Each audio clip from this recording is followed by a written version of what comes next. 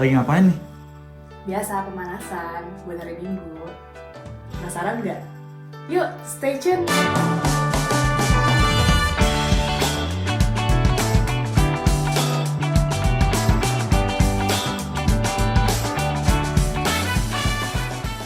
Semuanya masih pada di rumah aja kan? Kira-kira kalian salah satu yang lagi WFH atau Netflixan atau maraton drama Korea atau kangennya tarawih di masjid. Nah, berhubung lagi bulan Ramadan nih, kita bakal ngabuburit bareng sama pokoknya pembicara yang keren banget. Nah, ngebahas tentang hak karyawan dan perusahaan dalam masa pandemi di hari Minggu tanggal 3 Mei. Sebelum masuk ke hari Minggu, kita pemanasan dulu yuk, ngobrol bareng staf ahli menteri bidang inovasi dan kreativitas dari Kementerian Pariwisata dan Ekonomi Kreatif, Bapak Joshua Simanjuntak. Program dan kebijakan apa ya yang udah dikeluarin pemerintah dalam sektor pariwisata dan ekonomi kreatif? Ada nggak sih dampak positif dari kebijakan ini?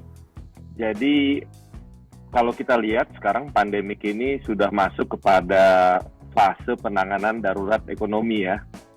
Kalau kemarin-kemarin kita masih beradaptasi terhadap penanganan darurat medis. Nah, sekarang kita sudah biasa menjalankan segala protokol kesehatan, cuci tangan, ya, memakai masker dan lain sebagainya. Tapi yang berikutnya yang sangat besar sekali adalah penanganan darurat ekonomi. Nah, ini yang memang berdampak langsung kepada masyarakat pariwisata dan ekonomi kreatif, ya. Walau demikian sebenarnya kami di Kementerian Pariwisata dan Ekonomi Kreatif pun juga membantu dalam penanganan darurat medis. Ya, sebagai contoh, kita telah melakukan satu program yang cukup menarik, ya, yaitu transformasi hotel yang dekat dengan rumah sakit rujukan sebagai tempat istirahat, ya, dan menginap bagi tenaga kesehatan. Itu pun kemudian kita berikan lagi juga transportasi dari hotel ke rumah sakit, ya, sehingga mereka terbantulah, ya, tidak perlu harus pulang ke rumahnya yang mungkin cukup jauh dari rumah sakit rujukan. Nah, kemudian ada satu lagi yang sedang kita jalankan, yaitu pemberian masker kain, ya, kepada masyarakat pariwisata dan ekonomi kreatif, juga bagi para pekerja yang tidak bisa bekerja dari rumah, ya. Program masker kain ini, ya, karena adanya arahan dari pemerintah untuk memakai masker setiap kali kita keluar rumah, bagi yang sehat cukup dengan menggunakan masker kain. Nah, sehingga kebutuhan masker kain ini menjadi mutlak bagi semua masyarakat. Nah, kita kemudian membantu, ya, pihak-pihak yang memberikan donasi itu kepada para UKM yang juga terkena dampak ekonomi tadi, ya. Jadi sekarang banyak UKM fashion, ya, yang terkena dampak ekonomi. Jadi mereka banting setir, ya, membuat masker kain. Nah, ini kita bantu, kita berikan pekerjaan. Masker kain ini akan segera kita berikan dalam minggu ini, terutama kepada para pekerja-pekerja di sektor hotel, pariwisata, juga transportasi yang seperti tadi saya sampaikan, ya. Nah, kalau program-program kita ini, ya, yang juga sedang kita susun dan akan kita laksanakan, sekarang ini berdasarkan arahan Presiden, ya, yaitu ada 3. Pertama adalah kegiatan yang mendukung social safety net, yaitu jaringan pengaman sosial. Kemudian kegiatan yang padat karya, artinya melibatkan banyak orang dan hasilnya untuk juga dinikmati atau digunakan oleh orang yang banyak juga. Dan yang ketiga adalah stimulus untuk usaha. Nah, ini salah satunya seperti contoh tadi, memberikan pekerjaan kepada UKM yang mereka terkena dampak ekonomi, itu masuk di dalam program stimulus, ya, seperti itu. Nah, ini kami saat ini sedang menyusun program-program di mana nanti akan banyak keterlibatan masyarakat dan program tersebut didanai oleh pemerintah, ya. Dan kami juga selain itu melakukan program-program yang dapat mengenerate donasi-donasi, ya. Jadi sebagai contoh ada satu program yang sedang kita susun, ya, yaitu program nonton film Indonesia. Ya, jadi memang tugas kita di Parekraf itu adalah mempromosikan film Indonesia. Nah, sembari menonton film Indonesia, ya kita bekerja sama dengan OTT lokal. Uang yang diberikan untuk mengakses film-film tersebut itu akan didonasikan, ya, menjadi bantuan-bantuan kepada mereka yang membutuhkan. Jadi kalau di sektor film, ya, kita putuskan untuk membantu para tenaga kerja film informal yang saat ini sudah banyak dirumahkan, ya, ataupun tidak mendapatkan pekerjaan sama sekali, ya, seperti itu. Jadi banyak sih program-program yang akan kita lakukan, ya, selain program yang membantu nakes itu. Ini ada satu program juga sedang disusun, mudah-mudahan dalam waktu dekat ini akan kita launching. Kita bekerja sama dengan Institut Musik Jalanan. Jadi Institut Musik Jalanan ini memayungi para pengamen-pengamen. Ya, tentunya kita tahu lah ya, pengamen ini kalau dalam piramida musisi mungkin yang paling bawah ya. Ya, tentu juga karena pariwisata terdampak, ya pengamen ini tidak punya juga lahan.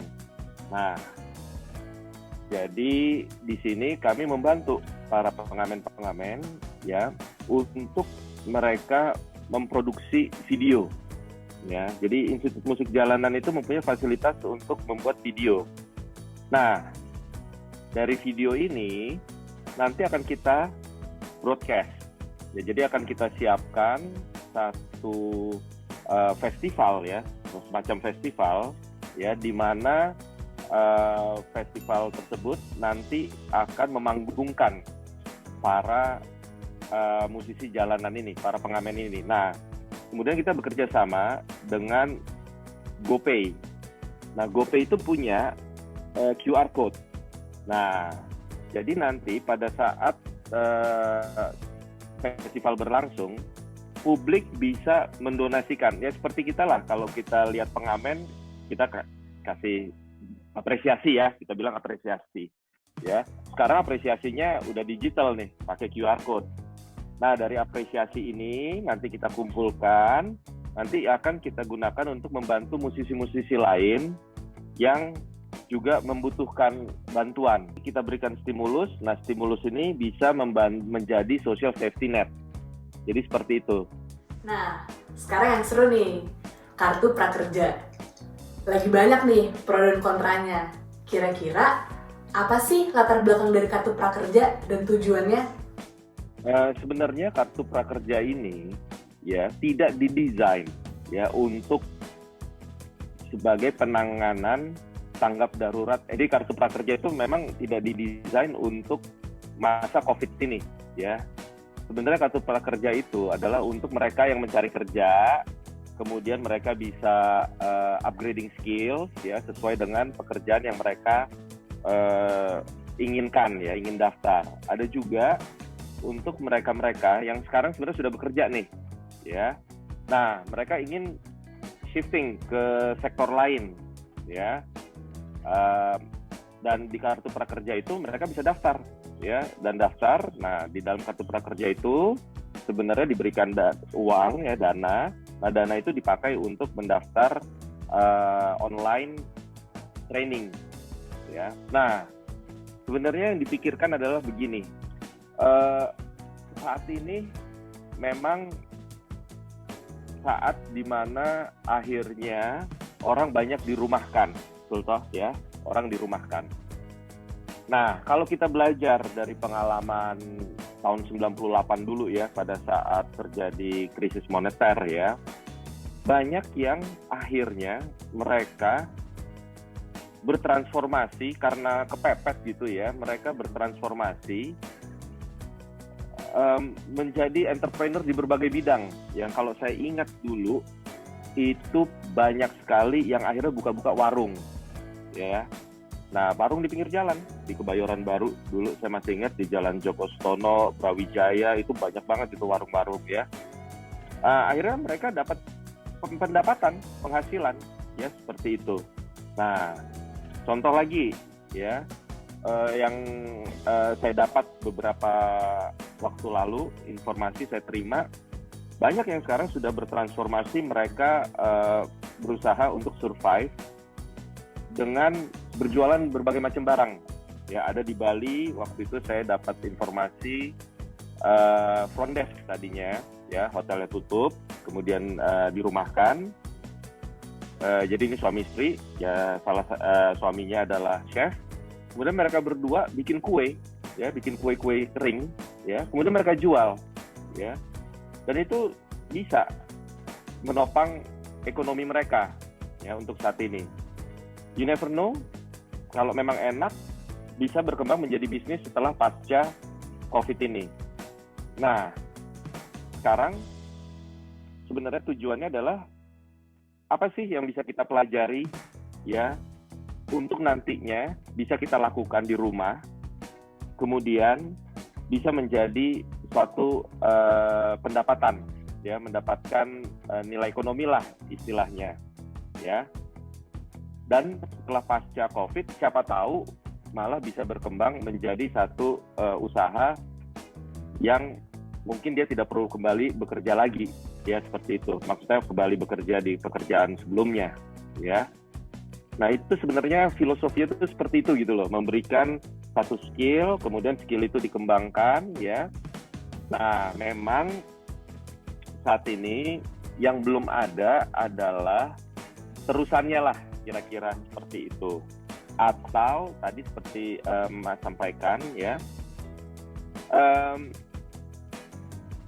training ini sebenarnya harus tepat. Nah, saya beberapa kali menyarankan agar training ini disiapkan bukan dari hulu ke hilir, tetapi dari hilirnya, apa sih yang sekarang sedang menjadi new normal, ya. Let's say sekarang sedang marak-maraknya online, ya. Penjualan online sedang naik. Nah, apa sih yang dibutuhkan dari kenaikan online itu? Ada tidak kira-kira skills yang dibutuhkan? Jadi intinya begini, kita lihat apa yang nanti akan dibutuhkan dan kemudian diberi pelatihan. Nah, kalau kita sekarang beralih kepada kita butuh cash, gitu ya. Nah, sebenarnya pemerintah juga tidak menghiraukan, memang ada kebutuhan cash ya. Nah ini dari masing-masing kementerian kemudian mengidentifikasikan ya apa yang menjadi tanggung jawab mereka dalam memberikan bantuan secara tunai.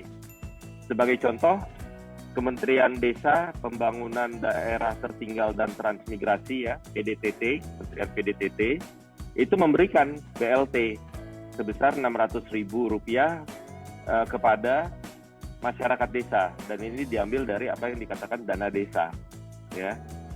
Jadi ada memang program-program yang memberikan bantuan tunai. Ya tentunya ya kita harus melihat ya mana yang memang benar-benar sangat membutuhkan. Tapi mereka-mereka yang dirumahkan ya dan masih bisa belajar ya, itu kita harapkan sebenarnya partisipasi di program prakerja ini ya. Misalnya di sektor kreatif ya bisa jadi kalau saya sebagai misalnya fashion designer gitu ya mungkin saya nggak ambil kursus fashion design juga ya, buat apa karena saya ini, tapi mungkin ada skill-skill baru ya yang bisa membantu usaha saya, meluaskan usaha saya. Misalnya skill how to get online ya. Oke, saya fashion designer, saya udah online kok, buat apa saya latihan lagi? Maybe you can improve with your YouTube fashion show. Bisa nggak? Do you know how to do a video for fashion? Can you do your own fashion show? Kemudian dimasukkan di YouTube, mungkin ini akan membantu usaha fashionnya bertumbuh kembang. Jadi ya kalau dikatakan saya orang kreatif, buat apa belajar kreatif lagi? Ya mungkin jangan belajar yang kreatif lagi ya. Saya latar belakang saya juga product design ya. Saya juga mungkin nggak cari course product design ya. Bagaimana ya membuat pameran virtual ya? Terus kemudian bagaimana ya saya bisa mendapatkan QR code kalau orang mau beli produk saya secara virtual ya. There's so many things to learn apart from what you know already. Gitulah kira-kira. Nah, tinggal ya namanya kartu prakerja ya. Ini mungkin programnya masih di awal ya. Identifikasi dari program-programnya pun kalau dianggap belum tepat untuk beberapa pihak atau banyak pihak, ya tentu nanti akan diperbaiki terus ya. Tapi filosofinya kira-kira seperti itulah ya, memberikan sebuah skill to help you out in this very difficult situation. Kartu prakerja ini bertransformasi ya menjadi sebuah gateway ya, sebuah cara atau sebuah channel untuk memberikan bantuan secara langsung kepada mereka yang terkena PHK atau yang dirumahkan, gitulah. Ada yang curhat nih dari salah satu pelaku bisnis pariwisata yang dalam masa pandemi ini nggak dapet keringanan pajak, nggak dapet keringanan listrik, tapi harus gaji karyawannya. Kira-kira tanggapan pemerintah apa ya? Dan ada nggak sih solusinya? Ya, jadi kami di Kementerian Pariwisata dan Ekonomi Kreatif ini terus melakukan mitigasi ya, agar pelaku bisnis parekraf ini mendapat keringanan dalam menjalankan usahanya. Dan harapannya tidak sampai perlu harus PHK. Nah, memang banyak dari kebijakan-kebijakan ini tidak ada di kita, tapi adanya di kementerian lain, ya kementerian dan lembaga lain ya. Tapi kami bisa terus berupaya untuk mendorong agar kebijakan ini kemudian ditetapkan. Nah, sebagai contoh yang sudah kita dapatkan, yaitu dari Kemenkeu adalah pembebasan PPh 21 dan PPh 25 dari bulan Maret sampai Juni 2020. Ya. Nah, kemudian dari OJK, KSSK dan perbankan mendapatkan keringanan pembayaran cicilan pokok dan bunga pinjaman bank atau non-bank dari bulan Maret sampai 3 bulan setelah masa tanggap darurat selesai. Nah, ini memang 2 yang baru kita dapat. Tapi masih banyak lagi yang sedang dalam tahap pembahasan dan penetapan. Nah, ini seperti sebagai contoh ya, keringanan biaya sewa aset properti BUMD yang dimanfaatkan oleh usaha parekraf di daerah. Ya. Kemudian upaya kepada Kemendagri di Pemda-Pemda untuk penghapusan pajak hotel dan restoran, pajak reklame sampai dengan 6 bulan setelah masa tanggap darurat berakhir, dan juga penundaan PBB sampai dengan Desember 2020 ya. Dan kemudian ada juga dari Kemenkeu diajukan untuk memberikan skema pinjaman lunak atau bridging loan dengan tujuan membayar THR dan gaji karyawan maksimum 6 bulan gaji. Nah, jadi kalau bisa dilihat ini kita membahas memang dengan Kemenkeu, karena yang menetapkan bukan kita. Kita tidak bisa menetapkan misalnya skema pinjaman lunak, itu ranahnya atau kewenangannya Kemenkeu. Juga di yang lain tadi juga ya, seperti misalnya tadi penghapusan pajak ya, itu ada di Kemendagri ya, seperti itu. Semoga upaya-upaya kami ini dalam mendorong kebijakan ini bisa mendapatkan perhatian dan dijadikan ketetapan oleh kementerian-kementerian yang memiliki kewenangan tersebut. Nah, kita cuma bisa dorong, ini loh ya, kalau kita mau survive, pajak ini harus modelnya seperti ini. Nah, itu peran kita. Jadi Kemenkeu pun juga membuka ya, oke, maunya gimana? Ya, karena kan semua bidang-bidang usaha kan beda-beda. Ya nggak? Oh, kalau di pariwisata tuh seperti ini. Nah, misalnya pariwisata selalu ada pajak reklame, tuh papan reklame. Ya. Kan hotel-hotel selalu punya tuh, ya. Sekarang papan reklame tersebut pajaknya bisa nggak diringankan? Karena pariwisata begini. Tolong pajak restoran dan hotel dihapus dulu karena itu berat. Nanti sebenarnya uang yang harus kami bayarkan untuk pajak tersebut kami transformasikan menjadi THR dan membayar gaji. Jadi kami tidak perlu mem-PHK gitu loh. Jadi permintaan-permintaan ini kita dorong, tapi belum tentu dikabulkan. Kira-kira apa ya skenario ke depan pemerintah untuk menghidupkan kembali industri kreatif dan pariwisata pasca pandemi ini? Back as usual or new normals? Jadi kami di Kementerian Pariwisata dan Ekonomi Kreatif ini, ya karena kami memayungi sektor kreatif, itu kami terus mendukung para pelaku kreatif agar mereka secara aktif berkomunikasi, berjejaring, ya, agar bertemu solusi-solusi baru. Ya, jadi kita encourage mereka untuk melihat apa itu new normalnya, ya. Bagaimana new normal itu berimbas kepada cara kerja di masing-masing sektor. Nah, di sini kami juga membantu untuk memfasilitasi agar diskusi-diskusi tersebut terjadi dan solusi-solusi yang didapat itu bisa didengar oleh semua pelaku kreatif di Indonesia ini, ya. Ini saya ada satu contoh yang sangat menarik. Baru-baru ini kami berdiskusi dan berkomunikasi dengan teman-teman fotografer yang bekerja di sektor periklanan, ya. Awalnya sektor periklanan itu ya terdampak, fotografer itu nggak bisa keluar, ya. Melakukan photoshoot di daerah itu nggak mungkin, gitu loh. Hampir tidak mungkin, ya, atau mungkin tapi meresikokan semua pihak.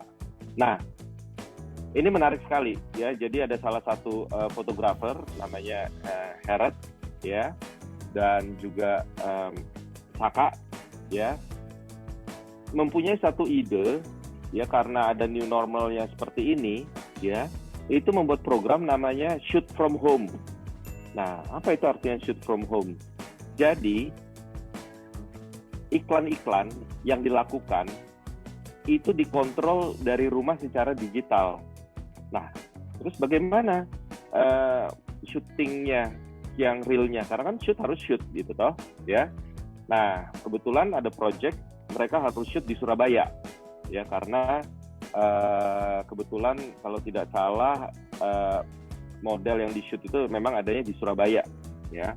Nah, akhirnya berjejaring dengan fotografer yang ada di Surabaya, ya. Kemudian fotografer tersebut membantu untuk men-set up photoshootnya, ya. Dan itu jadi tidak banyak orang kan yang men-set up photoshootnya, ya. Nah, kemudian setelah terjadi photoshootnya dikirim kembali ke Jakarta, dan dari Jakarta kemudian diedit, ya, sesuai dengan keinginan klien, dan kemudian dikirimkan ke klien secara digital juga, ya. Jadi dari semua mata rantai proses ini dilakukan secara digital. Nah, kami membantu untuk menjelaskan ini kepada para fotografer, ya, sebagai contoh secara nasional. Karena apa? Karena untuk ini bisa berjalan, maka jejaring fotografer nasional ini harus terjadi. Jadi shoot from home ini bisa menjadi satu solusi nasional bagi para fotografer yang bekerja di sektor iklan. Jalan terus iklan-iklan, ya, nggak ada yang berhenti toh. Nah, artinya apa? Dengan solusi ini, teman-teman di fotografer ini pun juga merasa bahwa kita sekarang adaptasi seperti ini, pekerjaan terus ada, ya, proyek berjalan.